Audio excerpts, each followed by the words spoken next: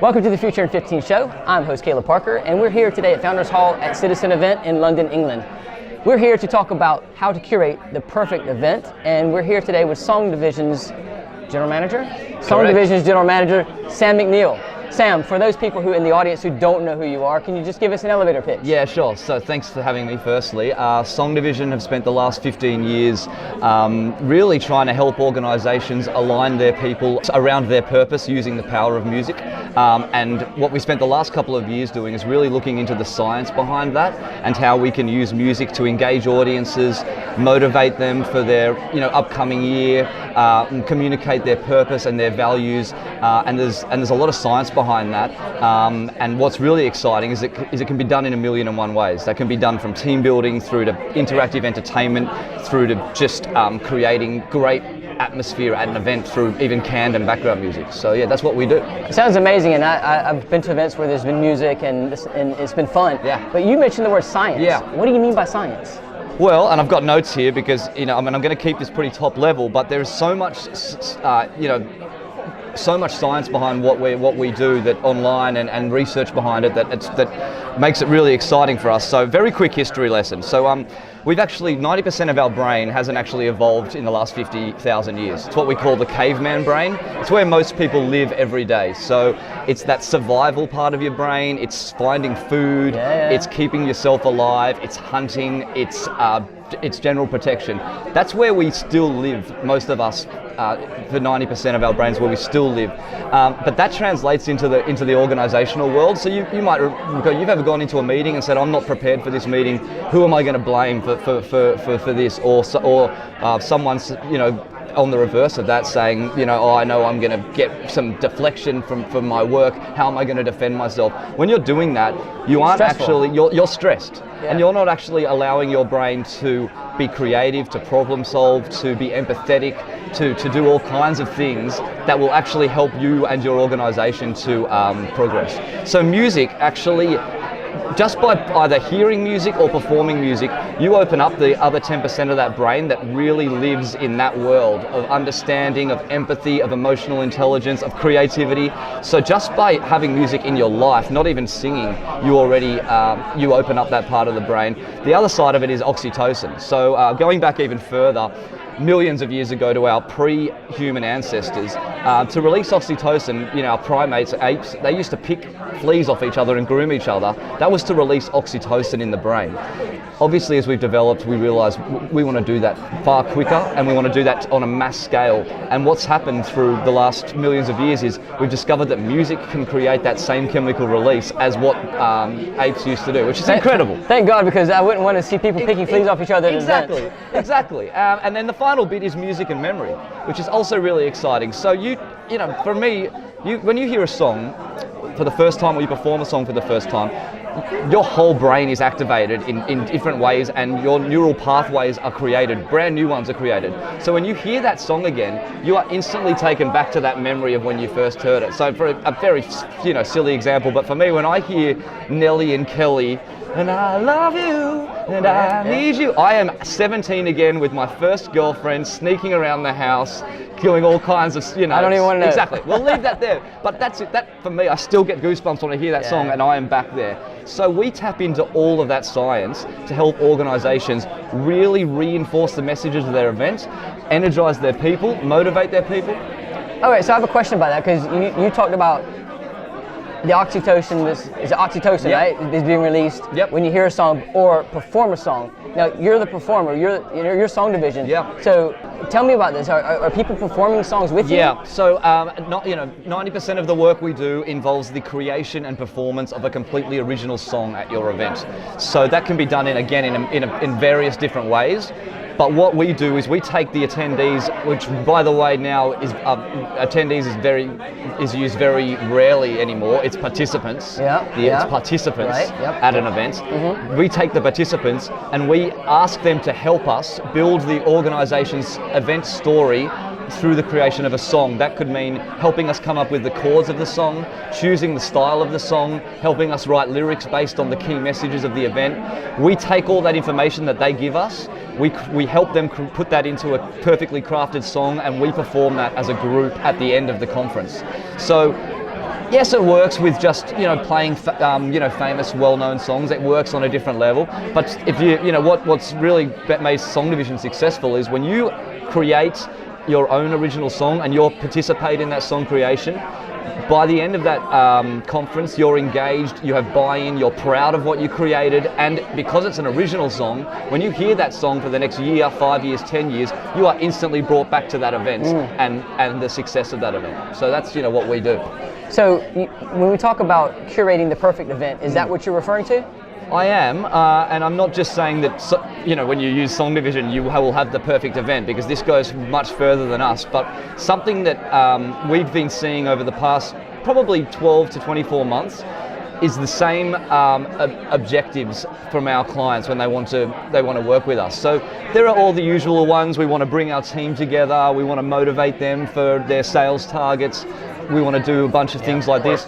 But there are 4 or 5 that we're seeing in every single brief now, and that what we're calling the 4 E's, which are educate, energize, engage, and entertain. Okay. There's a 5th E, which is empower as well. Okay.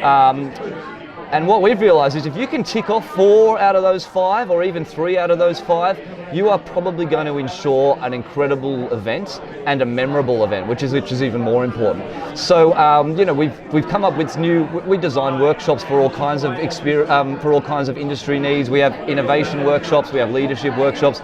This one, through seeing this new request and need, we've come up with a brand new workshop, which we're currently creating, which is for the events industry, which we plan on delivering at things like IMEX, IBTM, called Curating the Perfect Event, to help event planners curate that event using simple steps. I'm not talking about high budget stuff either. Simple steps that I've seen, that you've seen, that work in any setting all around the world. So can you give me some examples of these? Yeah. I mean, more specifically. Okay, so specific examples for me. One that's big at the moment is what we call conversation over presentation. So obviously at a lot of conferences, people from the organisation need to speak. We need the CFO to give his finance speech on where the company's at, where they're going, things like that. These people either don't love presenting, or they're not very good at it. Sometimes they do love it, but they're not very good at it. Be a PowerPoint with lots of words. Exactly, and they read what it says. They talk at the audience. What is working really well in that situation is having an MC or an event coordinator that can be on stage and actually turn that into a discussion and a presentation and more of an interview. So still getting across the messages, but adding that excitement. Oh, but that's incredible, well done. How does that set us up for the next 12 months? Where are we going? Yes. And helping just give that energy to that person, because you'll instantly see them mirror that. So for me, I'm all about conversation over presentation, Q&As, panel discussions. Like we're doing today even. Exactly. For me, that's what people listen to this more than they listen if it was just me talking to a camera. Sure.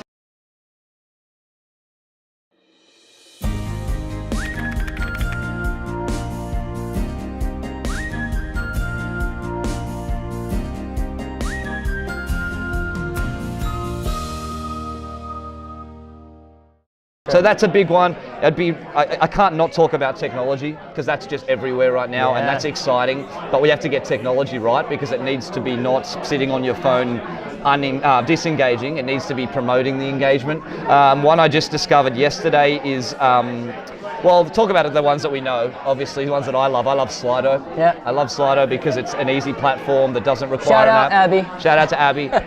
It doesn't require a lot of, it doesn't require an app. And it helps with the audience asking questions that don't feel comfortable putting their hand up and getting on the mic. Cvent have great apps, Double Dutch have great apps that encourage more of a social network at your event with a wall and with comments and photos, which I love. And then the other one is gamification, which is getting massive. You hear that word all the time. It is, and I'm still sort of getting my head around how you bring that into events, but I just discovered one yesterday. It's a company called Wova. And they have, in their event app, they have a facility or a platform called Leaderboard. And basically, there are prizes, I'd imagine, at the end, but you don't just, you get points every time after a session you ask a question, every time you fill out the survey, what were the 3 key takeaways, every time you post a comment on the wall saying, love that session, who else, every time you comment on someone else's status, every time you engage in the conversation with either other participants or with one of the presentations, you get points. And it really drives the competition amongst everyone. It's amazing. Yeah. I went the first event I saw Double Dutch at, which was, I was like, it looked to me, it was like the Facebook of events, and it was, who saw this presentation, who's going where tonight for, to which drinks reception. I was just instantly in this new conversation. It blew my mind. So technology's massive. Touching on Song Division really quick, I said I was doing this interview with the whole team, and does anyone have any ideas they want to share? Russell, our marketing manager, I thought he put this perfectly.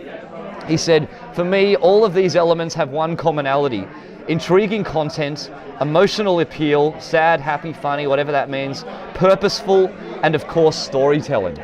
So, to touch on Song Division real quick, something that's been really popular with us at the moment is we don't call it a conference energizer, we don't call it a team building experience. People are saying, we want you to come in, and whether it's me or one of our other MCs, we want you to be the chief storyteller at our event. And that means, I just did it in Paris over a 2-day pharmaceutical conference. I had 3 to 4 minutes between all the plenary keynote presentations to come on stage. Wow, what did we just learn? Who can give me some key words? Let's put that into a poem. Let's do a breathing exercise. Let's do a humming exercise. And just basically helping bring that story to life. And you did that on the fly? On the fly. Okay. Obviously we have these set objectives and processes, but it gets everyone up. It gets them reflecting very quickly on what they just learned. It gets us touching on metaphors around music, such as team harmony, unison, breathing, which is so good for clearing the mind when you're at a conference and a million things are going on. So this idea of a chief storyteller, it doesn't have to be a musician. It could be a comedian. It could be one of the artists. But it goes back to the 4 E's you're talking about. It goes back to, are they engaged, are they educated, are they energized, and are they empowered or entertained? So that's a big one. And then the final one I'll touch on is sustainability and CSR work, which if you add this to your event, instantly you create an emotional attachment from attendees. So the big ones for me is bikes for tykes, which I've seen a lot of. So they bring in bikes that aren't built. You build them as a team, it's part of the experience, but then they're donated to disadvantaged homeless kids. So they get given, and someone representative from the Salvation Army will come and thank them. It's high on emotion, and it's a great team building experience. You feel good about yourself. Feel good about yourself. Food going to charities and shelters post-event is a big one. Packing lunch boxes is one I saw at, I think it was at an MPI event. And then things like fun ones, like there's dance floors now that generate energy. So PaveGen is PaveGen. So things like this that get people thinking about more than just what they're there to learn is another great way to engage people. So that's just a couple, but there's a million. So I want to go back then. So we talked about some practical opportunities here. We talked about the 4 E's, or 5 E's. Is this for every event? Are there any events that this just doesn't work for? Yeah, I mean, that's a good question. Look, I want to start by saying that, look, not every event is meant to be Facebook Live. Or what Apple's new launch and meant to be a rock show, and I totally get that some meetings are in the office and they need to be short and they need to be to the point, and then on top of that there's big compliance issues I know as far as pharmaceutical conferences, financial services, levels of entertainment that they can have, and gifts and giving and things like that. So I'm not saying that necessarily every show needs to be a rock concert or every show needs a stand-up comedian to bring it all to life, but I still personally think you need some way to keep your attendees or your meeting participants engaged. At a minimum for me, it's a post-presentation discussion. What did you take from that? Does anyone have any thoughts or opinions? Does anyone have any questions? Can we touch on something where they feel like they're involved? Well, gone are the days when you just get up on stage and preach to someone. Yeah, exactly. We need to do this, this, and this. See you later. That just doesn't work anymore. So there are parts and elements that we've discussed that might not be right for every meeting, but if you don't have the engaged part and obviously the educate part, but it's the way to deliver that education in a way that will be memorable for them, then I just think it's almost a waste of money, and it also brings the team morale down, which is the opposite effect of a meeting. Well, you say not every show needs a rock star, but this show is going to have a rock star today. You're going to do a little ditty for us, right? I am. I'm going to do.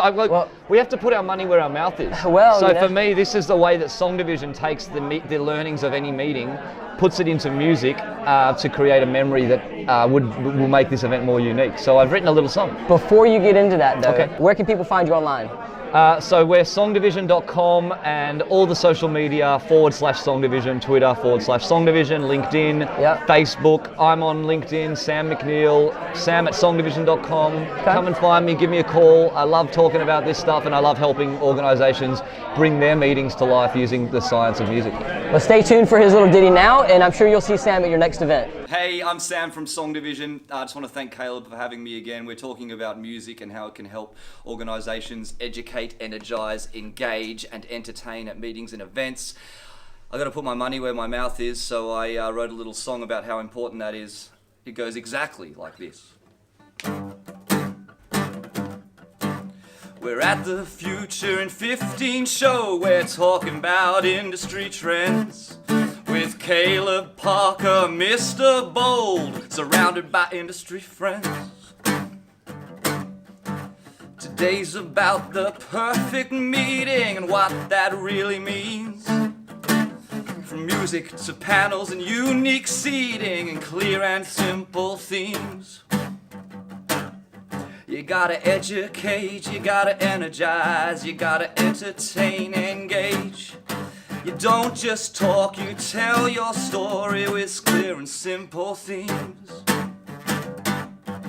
So turn your attendees into people, let them participate. You gotta engage, entertain, energize, educate, and your event will be great.